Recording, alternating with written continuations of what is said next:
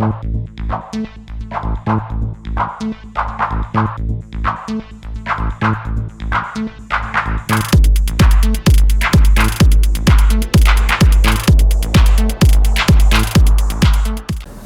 안녕하세요. HTBCTV입니다. 오늘의 뉴스입니다. 오늘은 조국 관련해서 뉴스 몇 가지 좀 종합해서 좀 알려드리겠습니다.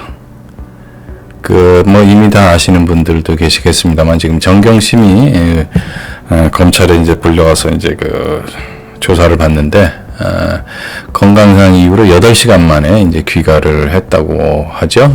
재소환 통보를 하겠다라고 얘기를 했는데, 사실 조사를 받고 있다가 이제까지는 이제 조사를 받고 있다가 아프다라는 핑계로 귀가 좋지 않은 경우는 거의 없었다고 하는데, 역시 조국이 검찰에 대해서 압박을 가하고 있는 그런 상황이고, 그러다 보니까 검찰에서도 상당히 지금 부담을 느끼고 있는 것 아닌가라는 느낌이 많이 지금 가고 있습니다. 그 다음에 이 조사가 다 끝나지 않고 조서만 검토하는 시간을 가졌다고 그러는데, 그러니까 정경심이가 검찰의 조서 내용을 이제 보면서 이제 추후에 이제 대비할 수 있는 그런 시간만 이제 벌어서 이제 다시 아프다는 핑계로 이제 가고 그랬었는데, 제가 조국이 예전에 SNS를 통해서 이제 이런 얘기를 했죠.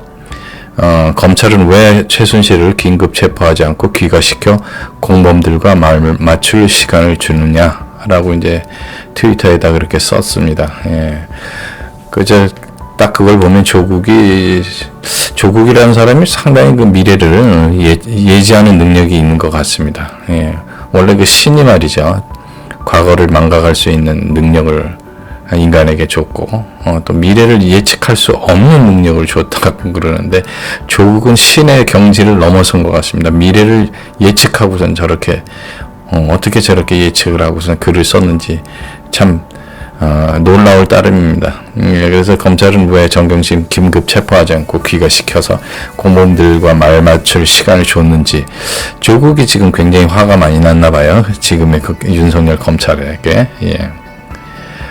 또 아울러서 말이죠. 조국 동생이 이제 지금 배임과 배임수재, 증거인멸 교사 등 혐의로 지금 조사를 받는데, 갑자기 말이죠.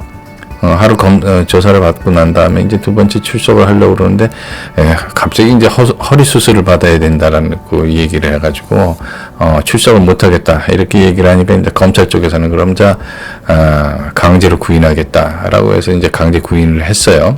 영장심사가 이제 오늘 오후에 열릴 것 같다고 그러는데, 이런 걸 보면, 조국 법무부 장관, 그 다음에, 문재인이도 한마디 또 했죠.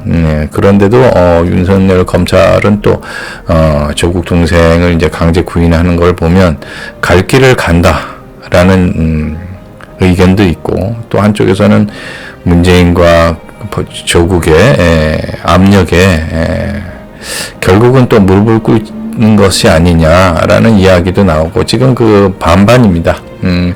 어떻게 보면 윤석열이 외골수 성격의 자기가 할 일을 하는 그런 스타일, 사람 보지 않는다, 사람에게 충성하지 않는다라고 얘기한 게 사실이라면, 검사 본연의 임무에 충실하려고 하는 그런 모습이 보이기도 합니다만, 이게 또 사람이 사는 것이 또 그렇지 않습니까?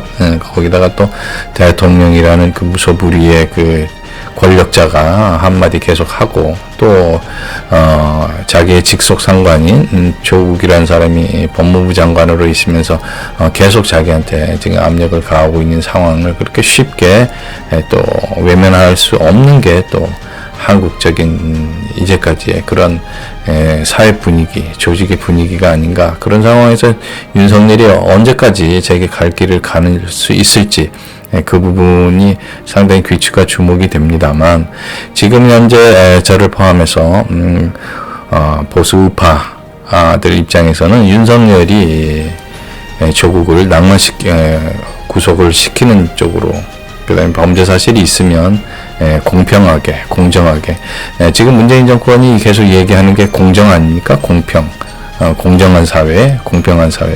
근데 자기네들은 지금 공정하고 공평하지 않은 지금 상황으로 지금 만들고 있지 않습니까? 그래서 윤석열 검찰이 문재인이가 얘기하고 조국이가 이야기했었던 공정한 사회, 국민을 위한 사회로 가는데 언제까지 뚝심을 발휘할 수 있을지 참 귀추가 주목이 되는데, 제 개인적인 입장이나 우파 입장에서는 윤석열이 끝까지 갈 길을 가서 죄가 있으면 벌을 받는다라는 그런 법 취지에 맞게 행동을 해줬으면 하는 게 이제 제 개인적인 바람입니다. 그것을 통해서 조국을 낭만시키고 키는 것만으로 끝나는 것이 아니고, 문재인 조국이 원하는 사회주의 국가로 가는 방향에 제동을 거는 그런 아주 커다란 터닝 포인트가 되기를 간절히 바랍니다. 그래서 지금 조국 게이트가 지금 나라를 지금 완전히 그 둘로 나눠서 국론을 분열시키고 있는 상황인데, 정경심이가 이제 황제조사, 그렇죠. 뭐 8시간 만에 귀가 아프다고 귀가하고, 그런데 다음날 조국이라는 사람은 한국화 전시회 20분쯤 둘러본 뒤 주진우, 낙검수, 옛날에 낙검수였었죠, 주진우. 개인적으로 인간적으로 굉장히 싫어합니다. 제가 관상쟁이는 아닌데, 외모에서 풍기는 게 굉장히 좋지 않은 분위기를 풍기는 사람이라 저는 개인적으로 굉장히 싫어해요. 그다음에 이제 그런 주진우하고 미술관 대표와 함께 식사를 했는데, 휴일 사적인 모임에 관용차를 사용했다라는 논란이 지금 얘기가 되고 있어요. 이게 크게 문제가 될 만한 사항이 아닌데 왜 지금 문제가 됐냐면, 조국이 미워서 그 얘기가 지금 관용차를 썼다라는 게 논란이 된 게 아니에요. 왜냐하면 조국은 검찰 개혁을 한다면서 검사장들 관용차 사용을 못하게끔 지금 그렇게 지시를 했거든요. 그랬었던 자신은 말이죠, 휴일 사적인 모임에 관용차를 사용하고 수행 비서까지 이제 대동을 하고 했다라는 것 자체가 본인의 말에 얼마나 모순되는 행동이냐 이거죠. 그러니까 겉다르고 속다르고 남한테 얘기할 때 하는 것과 자기가 행동하는 게 이렇게 틀리다라는 것, 그것 때문에 논란이 되고 있는 겁니다. 그래서 좌파들이 자꾸 잘 모르는 게 있는데, 뭐냐면 사소하냐 큰 문제냐 이런 차원을 떠나서 그게 문제가 아니에요. 문재인 정권에 들어서서 자기들이 하는 것이 상대방의 잘못이 자기에게 일어났을 때는 전혀 잘못이라고 인지하거나 인식하지 않고 인정하지 않는 그 모순된 행동, 그리고 내로남불, 조로남불, 그 행태에 인간적으로 굉장히 환멸을 느끼고 인간적으로 가증스럽다라는 느낌을 갖게 만드는 그런 게 이 좌파들이 가지고 있는 지금 문제인데, 본인들은 그런 걸 몰라요. 그렇기 때문에 이 좌파들은 제가 봤었을 때 상당히 기본적으로 성격 자체, 사고방식 자체가 이중적이다, 가식이다, 선동적이다. 저는 이렇게밖에 지금 얘기할 수가 없습니다. 그런데 이제 관용차 사용에 대해서 논란이 있자 법무부에서 뭐라고 얘기를 했냐면, 공적 일정도 있었다. 근데 무슨 공적 일정인지는 답을 안 합니다. 물어보니까. 이게 문제, 이게. 법무부 정도 되면, 기존에 어떤 공직자들이 이제 막 물어보고 그러면 사실은 어떤 사정이 그런 일이 있다라는 식으로 얘기를 해요. 그럼 그걸 가지고 이제 기자들이 또 취재를 해서 맞는지 틀리는지 이런 걸 이제 확인하고 그러는데, 지금 좌파 정권들은 뭐냐면 진짜 처음부터 끝까지 거짓말이에요. 그러니까 공적 일정도 있었는지 없었는지 그럼 밝혀야지 되는데, 그런 것이 두려우니까 공적 일정이 있었다. 근데 답은 안 하는 거예요. 어떤 일이 공적 일인지 답을 안 하는 거예요. 그러니까 그러기 때문에 이 좌파 정권, 그다음에 좌파 출신, 운동권 출신들은 이런 면에서 굉장히 이중적이고 가식적이고 파렴치하다, 이런 생각을 지울 수가 없습니다. 그리고 그러한 그 사람들의 행동이 좌파들의 특징적인 행동 패턴이다라고밖에 얘기할 수가 없는 상황이죠. 이게 조금 다른 얘기입니다만, 어쨌든 지금 조국 구속에 관련된 지금 뉴스 중에 하나입니다. 정치검찰 꿀꿀꿀 윤석열은 사퇴.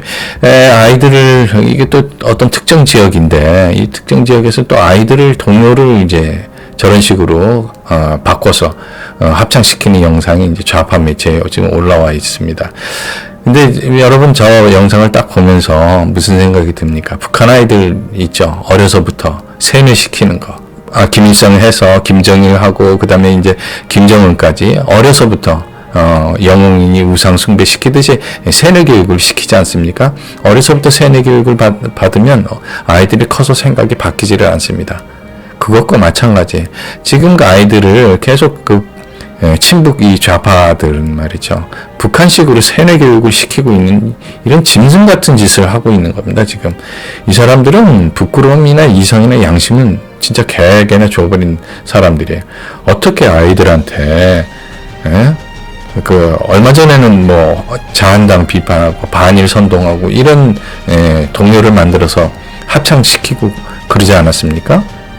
아이들한테까지 말이죠. 심지어는 아이들한테까지. 이런 것을 보면 이 지금 한국의 대한민국의 좌파는 단순하게 정치적으로 아니면 이념적으로 말이죠. 사회주의 모든 사람이 같이 잘 사는 건전한 의미의 예를 들어서 건전한 의미에서 공평한 사회를 만들기 위해서 부르짖는 사회주의나 이런 게 아니고 진짜 정권을 유지하기 위해서 자기 자신들의 기득권을 유지하기 위해서 훔쳐간 기득권이죠. 그것도 정당하게 얻은 기득권이 아닙니다. 지금 문재인 정권이 목숨을 걸고 지금 이렇게 거의 그 반미치광이 짐승들과 같은 행동을 하는 것은 자기네들이 정상적으로 지금 정권을 쟁취했다라는 것이 아니고 이건 강제로 탈취한 것과 마찬가지입니다. 국민들을 선동해서 거짓으로 선동해서 탈취한 것과 마찬가지이기 때문에 자기들의 목숨, 자기네들의 기득권을 유지하기 위해서는 인간성, 양심, 이성 이런 건 전부 내팽개치고 목적만을 위해서 수단과 방법을 가리지 않는 진짜 짐승과 같은 파렴치한 행동이라고 볼 수밖에 없습니다. 또 그 조국 관련해가지고 말이죠. 문재인이 진짜 어이없는 이야기를 했습니다. 대통령이라고 하면 국민이 분열되고 그러면, 속마음은 다르더라도 최소한 겉으로라도, 이런 일이 있어서 유감이다. 국민이 하나가 됐으면 좋겠다. 이런 식으로 얘기하는 것이 보통, 사람입니다. 대통령이 아니라 일반 개인이라 할지라도 의견이 나눠져서 싸우고 그랬을 때는 사회를 보는 사람이 양쪽에 자제를 요청을 하면서 중지를 모아서 해결책을 마련하자 라고 하는 게 일반적이죠. 상식적이고 그리고 이성적입니다. 근데 한 나라의 대통령이라는 사람이 어느 한쪽의 편을 들면서 본인이 지금 자초한 국론 분열에 대해서 전혀 언급하지 않고 유감이란 표현도 안 합니다. 그저 한쪽 편만을 은연중에 들기에 바쁘죠. 조국 사태 목소리에는 한마디도 않고 검찰개혁을 원한다라고 얘기하죠. 이 얘기는 서초동과 이제 광화문에서 조국 수호 집회, 조국 구속 집회가 있었는데 조국 사태 쪽에는 지금 한마디도 안 하고 검찰 개혁만을 얘기를 하고 있습니다. 서초동 집회는 검찰 개혁이고 광화문 개혁은 검찰 개혁을 원하지 않는 집회냐라는 식의 이제 이런 뭐 말도 안 되는 거꾸로 반문을 하고 있죠. 자, 그러면 제가 이제 얘기하고 싶은 게 뭐냐. 자, 그럼 서초동 집회는 검찰개혁이고 광화문은 검찰개혁을 원하지 않는 집회냐고 물었으니까 제가 거꾸로 물어보겠습니다. 그럼 서초동 집회는 파렴치범은 용서하자는 집회인가? 라고 문재인에게 거꾸로 묻고 싶습니다. 거기에 대해서 문재인이 뭐라고 대답할지 전 잘 모르겠어요. 변호사 출신답게 아직 죄가 드러나지 않았다. 재판이 끝나지 않았기 때문에 범인이라고 단정할 수 없다. 그럴 때는 무죄 추정의 원칙을 적용을 하겠죠. 하지만 본인들이 박근혜 대통령과 최순실 그 다음에 수십 명, 수백 명의 전 정권의 고위직 사람들을 구속하고 했었을 때 무죄 추정의 원칙에 대해서 한 번이라도 언급한 적이 있나요? 이 사람들이 문재인이 한마디도 얘기한 적 없죠. 조국도 더 마찬가지고 오히려 더 지금보다 더 선동을 했던 사람들입니다. 구속을 하라라는 식으로 사퇴를 하라라고 문재인이 대놓고 얘기를 했던 사람 아닙니까? 이런 걸 보면 문재인당은 궤변이고 개돼지 선동수법이면서 저런 방식으로 변호사를 했다라는 것 자체가 대한민국의 불행이 아닌가 전 그렇게 생각을 합니다. 예, 오늘 저 조국 관련해서 뉴스 여기까지였습니다. 감사합니다.